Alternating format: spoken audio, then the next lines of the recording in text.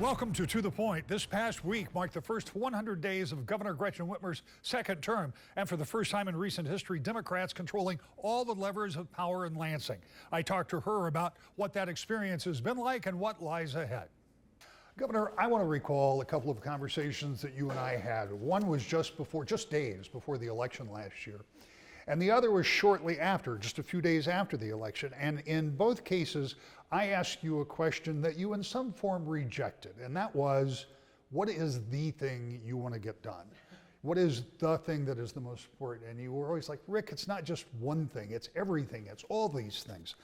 I want to read you a list. In the first 100 days of your second term, the legislature and you have expanded Elliott Larson. You've done away with the 1931 abortion law. You are getting gun control legislation and the very three things that you enumerated in those conversations. Repealing right to work, reinstating prevailing wage, getting $1 billion plus for a battery plant in Calhoun County. I'm sure I left some things out, but those were some of the things that you talked about. Economic investment. About the only thing that you maybe didn't get was that direct payment you talked about, but you got the EITC, and there are more items out there. Does it surprise you that you and your Democrat majority in the House and Senate got that much done in 100 days? Well, it's pretty amazing. I will say that. I want to compliment the legislative leadership. They've been working hard. And, you know, Grand Rapids' own Majority Leader, Winnie Brinks, has done a phenomenal job leading. Her partner on the other side of the Capitol, Speaker Joe Tate, has as well. And we've gotten a lot done. This, I think, has been the most productive 100 days probably in decades, but certainly in my whole time being in elective office. And I'm grateful. We got a lot of work yet to do. They're taking a breather for a minute, but they're going to get right back to it. And we got to deliver a budget. We've got a lot more things that we want to get done. We're going to talk about that budget, but I'm going to ask you about a couple of specifics. And one is about the right to work and prevailing wage. Each of those had an appropriation in it. And look, it's been done a lot. People have put appropriations into bills because it means you can't put them as a ballot initiative for a referendum. However, there was a time when you said you didn't like that idea and wouldn't sign those, but you did sign these. So did something change, or is there a different thought process? Well, listen, I'm still not crazy about it, but the fact of the matter is that I did not ask the legislature to do that. It was not something that was on my agenda, but no one should have been surprised that I signed a bill that restored workers' rights. We need to have the attitude of the power of and, right? It's not, are we going to be a business-friendly state, or do we support the workforce? We have to do both. We have to do both, and that is what is going to center all the work that I continue to do, whether it is negotiating with companies for future investment and jobs, or is making sure that if you get one of those jobs, you can make enough to raise a family and take care of yourself. When you think of the speed at which the legislature worked, and when you see how they voted on many of these items with just the majority, the 20 and the 56, and I've been saying all along, it's hard to hold them together, and they did a good job in getting those done to get to these results. But there has been an interesting phenomenon. Republicans in the minority sound a whole lot like Democrats in the minority sounded for 40 years, and they're saying they're not being included, and they're not part of the process. And it's probably not surprising given that these were Democratic priorities and have been for a long time. But my question is, does it concern you? Are you worried that as you move into the budget process, and you're probably going to need something more than just Democratic votes? My prediction is you can't keep 56 Democrats in the House together on every budget bill. I could be wrong, but that's my prediction. Does it concern you that it's going to be harder to bring Republicans along on some of this? Well, the goal is always going to be to deliver a bipartisan supported budget, and there's lots to negotiate on. I introduced my budget over a month and a half ago, and the legislature is doing their work on it, holding their hearings, but at the end of the day, this is a budget for the people of Michigan. I make a seat at the table for Matt Hall, the minority leader in the House, and Eric Nesbitt, the minority leader in the Senate, because they're important to me. I carried a lot of their districts. This is not about me versus them. This is about us as Michiganders. We got to get the last election behind us. I know people are adjusting to their new roles. That's fine. It might take a minute to do that. But the people of this state elected us all to do the work, to try to work together every opportunity that we can. I was really grateful that we got some Republican votes for common sense gun safety reform. I was grateful that we had some votes to expand Elliott Larson and include the LGBTQ community with civil rights protections. I think there's a lot of room for negotiation, and my goal is always going to be to get as much robust support on both sides of the aisle as we can. When you talk about this budget, it is, like each successive budget, going to be the biggest budget ever, but this one is bigger for a lot of different reasons. You and I have talked about revenues in this state that have been really phenomenal in the last few years, and that continues to be the case. One of the things you talked about, pretty small line item, would get down to a, $19 billion education budget. You want $160 million for free lunch and free breakfast at schools. And I bring it up, you were in Grand Rapids last week, we talked about it, but I was interested in your answer because it's really a two-pronged approach. Talk to me about why you find that to be important in the scheme of education. Well, first and foremost, we know that there are a lot of people in Michigan who are food insecure and are worried about where their next meal is going to come from. And anyone who's hungry knows it's hard to think about anything else if your stomach is grumbling and you don't know where and if you're going to get your next meal. And so addressing hunger needs in school and destigmatizing lunch that is provided at school, I think helps us accomplish a couple of things. And that first and foremost is that kids have nutrition and can focus on learning when they're at school. But also to create a real opportunity for all children to participate. It takes a burden off of families, it helps them financially as well, and I think that this is one way that is a relatively small investment when you look at the overall state budget that could have a real dramatic impact on outcomes and support for our kids. One of the things that stuck with me was the destigmatizing it, because one of your colleagues, Senator Jim Ananich, who was the minority leader, had introduced a bill years ago for forgiveness, or so kids wouldn't be shamed at lunch. And that stuck with me because I have seen those experiences going back even when I was in school. And so that's an interesting proposal. Is that something that's bipartisan support? I hope so. I haven't done a whip count. They're still working on the education budget, but I think that it probably will be, because we know that there are kids in all parts of the state that are food insecure, and this is one good way of helping support the children get back on track after this huge disruption and do some real good here. Talk about the budget now in total. As you go into the process, it's going to happen between now and July 1st, if you stay on track. Again, as an observer, with as much money as there is, there seems to be no legitimate excuse for not getting it done and getting it done on time. But we also know getting all those votes together, particularly if you have to get some Republicans on board, could take some time. So what are the big must-gets for you? What are the things that, when you looked at that budget, when you rolled it out, what were the things that were most important? Well, we did a lot of things in this budget, and so it's going to be impossible for us to cover everything. But I would submit that this really is a budget that is focused on putting money in people's pockets, helping get our kids back on track, leveling the financial barrier that keeps people from getting skills so they can get into good paying jobs. This is the bread and butter stuff that families are struggling with all across the state. I'm really proud as well that we are proposing to create a rainy day fund for schools. So it's not that we're just going to spend all the money, we're going to be strategic in how we do that, but also keep some in reserve in the event that we have some ups and downs in the economy, which always happen. The only question is when.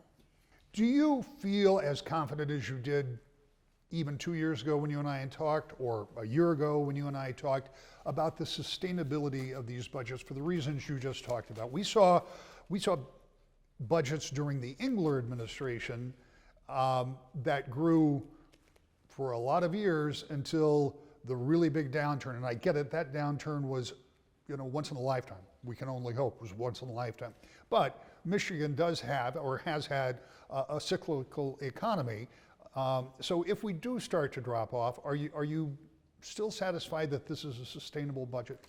We listen to some of the best economists in the state and frankly in the country as we build our budgets.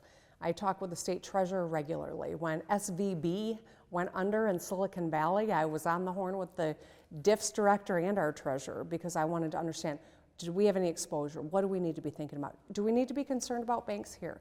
The answer was our banks are strong, so that's good. I want to allay any concerns that continue. But as we build these budgets, we're always thinking about, is this sustainable? Are we using one-time dollars for one-time expenditures?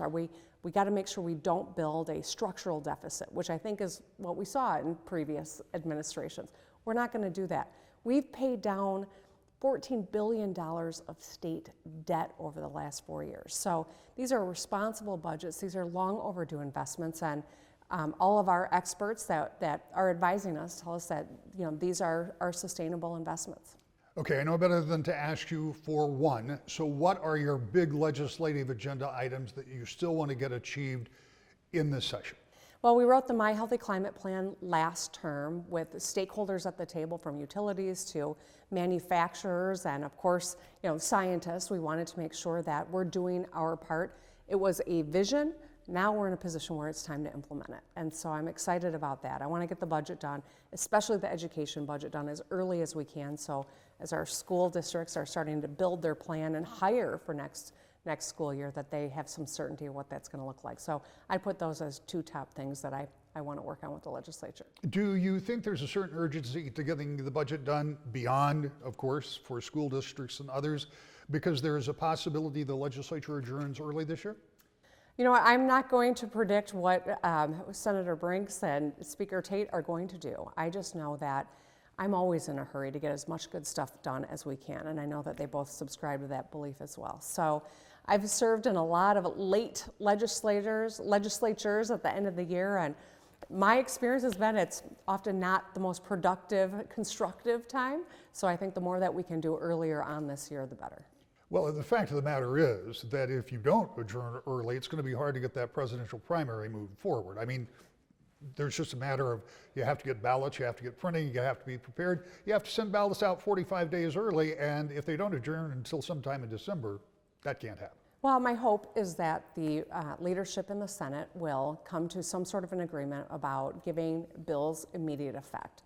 This is something that, as the minority leader myself at one time, we routinely gave bills immediate effect, even bills that we didn't agree on the substance of. So I think we got to get back to respecting the institution, supporting, the government moving as fast as people expect it to move, and that remains to be negotiated. And my final question, because I have to ask you something political. As we move towards that presidential primary, assuming it's going to be on the 27th of February, is it your anticipation, is it your belief that the Democratic ticket will be Biden-Harris, or will there be some change? That's my belief. I have every expectation that President Biden is running again. That's what he has said. He'll have my support, and I anticipate, of course, that he will continue to run as the Biden-Harris ticket. Republicans, to be sure, do not share Democrats' euphoria from the first 100 days. We'll hear their point of view next. To the Point. Welcome back to the Point. Republicans in the state legislature have been watching during the first 100 days of a new Democratic majority, where many long-held priorities for Democrats became realities with legislation passed, much of it on or near straight party line votes. Republican Senate Leader Eric Nesbitt talked to me about that this week. Senator, recently I talked with the governor, and I want to put the same question to you that I put to her. I read off a laundry list of bills that were passed by the legislature in the first 100 days. Obviously, the governor was very pleased with that, because it was largely the Democratic agenda that they've talked about for years. As the Republican leader in the Senate, give me your take, which I suspect will be somewhat different than what the governor had to say about what was a very active first 100 days. I think the most partisan legislature we've seen in a long time. Thanks for having me, Rick. Look forward to discuss these issues that are more important to Michigan than some party. And I think that's the challenge, is that they were ramming through a partisan left-wing agenda, an agenda set on big unions, big government, and even big multinational corporations with huge cash handouts, welfare payments to these corporations, and no sense of real bipartisanship, compromise, or actually discussion. And I think this is part of the challenge that you have in this day and age, is that you have Governor Whitmer and the leadership here, in the Democratic leadership in the state legislature, that instead of actually using a process of working towards bipartisan compromise, that they want to govern over on the far left fringes of politics as they ram through this partisan, progressive, left-wing agenda. What does that mean going forward? Because the next big item, at least would appear to me, to be the budget. Now, the state's got a lot of money, but you still have to get, 1956. So how do you do that, assuming that Republicans are going to have at least something to say about the budget? I mean, if they try to ram through a partisan budget, I think that'd be wrong for the state, especially with what Governor Whitmer introduced. We started off the year with a $9 billion surplus. This is going to be the fastest that we've seen a surplus of this size go to a deficit. Governor Whitmer's out there trying to spend other people's money as fast as she can. The budget she introduced in February, even with the Democrats' proposed income tax increase next year, is already nearly $1 billion out of balance. And within that budget that the governor introduced, her whole slogan was fixing the roads. She only uses 2% of that budget surplus, that $9 billion budget surplus that actually goes to roads and bridges. I think that's wrong. I think if there's a seriousness on actually growing the economy, investing in our roads, creating a better educational attainment, then Republicans are ready to work together. But it's been very evident over the last 3.5 months that Governor Whitmer and the Democrat leaders in the legislature are more concerned with paying back their big union friends and growing the size and scope of government and trying to raise taxes on hardworking families than actually trying to work towards trying to better the state of Michigan, make us more competitive, improve education, and invest in our roads and infrastructure and pay down long-term debt. One of the things, and we're going to get in the weeds a little bit here, so I want my viewers to understand that this is not something we would normally talk about. It is a procedural matter in many cases, but it has come front and center in this legislative session, and that is immediate effect. I'll explain it, you tell me if I'm wrong. In the Senate, in the House, it's a gavel through for the most part, but in the Senate, it's an actual roll call vote where after a bill is passed, 2/3 or 26 members in the Senate have to vote in the affirmative to grant it immediate effect. Otherwise, it doesn't go into effect until 90 days after the Senate adjourns for that session. Is that a pretty good explanation? It's essentially a decent explanation. The House looks at it as a standing vote. In the Senate, you have an open board vote where you vote on it there. And the thing is with appropriations bills, the money will be spent one way or the other, and then with policy bills, it's just when do they become effect? So that came to kind of the it's under forefront. the Constitution that does it. It's not just some Senate rules. It's actually the Constitution that says it requires a 2/3 vote. So my question is, maybe 3 or 4 questions about something we normally wouldn't talk about. One of the first bills that was passed at the governor's behest was moving the primary date forward. That's a problem for Republicans because the National Party hasn't signed off on it for Republicans. Democrats have. They want to go to February 27th, if memory serves. The bill passed, but it needed immediate effect because if you wait until December and adjourn and then try to implement the bill 90 days later, it's too late for that primary to happen. Immediate effect wasn't granted because you couldn't get 6 Republicans to go along with the Democrats. Shortly thereafter, a bill for $1 billion+ for that battery plant did pass and did get immediate effect. And since then, we haven't heard any more about the presidential primary. What is your understanding of what's going to happen with that bill?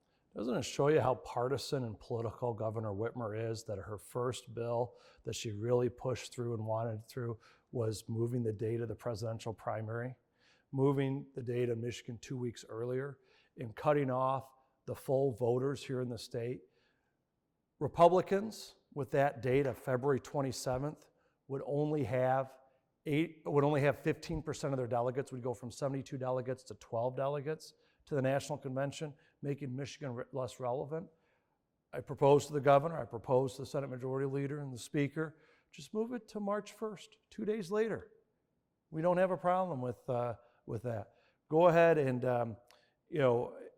and we'd be able to work through it. But it's something where the governor, when she was minority leader in the Michigan State Senate, back in 2014, she only had 12 votes, so she didn't have immediate effect as something that, because Republicans had 26, a supermajority, and so they were able to pass it without Democrat votes.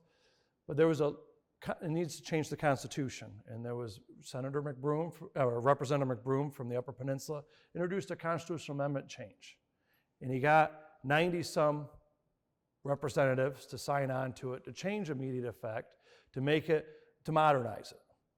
And it's something where that'd be 90 days after the bill was signed. And you need 2/3 vote in the House to pass it. Then Minority Leader Whitmer came over to the House of Representatives and lobbied Democrat after Democrat, saying, vote no against this, because if we pick up one more seat, then we can use this as a leverage point in the next term. That was Governor Whitmer not even 8 years ago. And so I think there's a hypocrisy, the governor saying, saying that we're using this as a tool to make sure that we can find a way for bipartisan compromise on some of these issues. And it's something where the governor didn't want to give up that tool when she was in the Senate 8 years ago. To that point, I have suggested to any number of people that in order to get that presidential primary move forward, the most logical to me would be an early adjournment of the House and Senate, and I have no idea if that's in play or not. When I suggested that to the governor, while she didn't think that was a terrible idea, she also said that there has to be some kind of a deal worked out that would allow the immediate effect vote to be something that would be more normal, not something that would be outstanding. Doesn't sound like to me that you're interested. Well, are they just going to leave work early and call it a year with still unfinished work? And by the way, I'm the one that suggested roads that, and bridges. Yeah, but you're not the only one around town that's mentioning it either. 2, it shows you how little they actually want to compromise and negotiate with Republicans and create bipartisan consensus. And 3, what does it matter when the Democratic primary is if President Biden's running for re-election? It seems like a certain Governor Whitmer, wants to have Michigan moved up in the Democratic primary. I think it's going to be dependent if President Biden runs for re-election. Why else would she care about it so much? And so I think these are important questions to ask. It's something where I've put a compromise out on the table. Simply move it to March 1st, 2 days later. Let's go ahead and combine the August and May primaries, make our primaries a little earlier in June and May. Democrat Secretary of State Jocelyn Benson actually agrees with that. Just about all the county clerks across the state agree with that.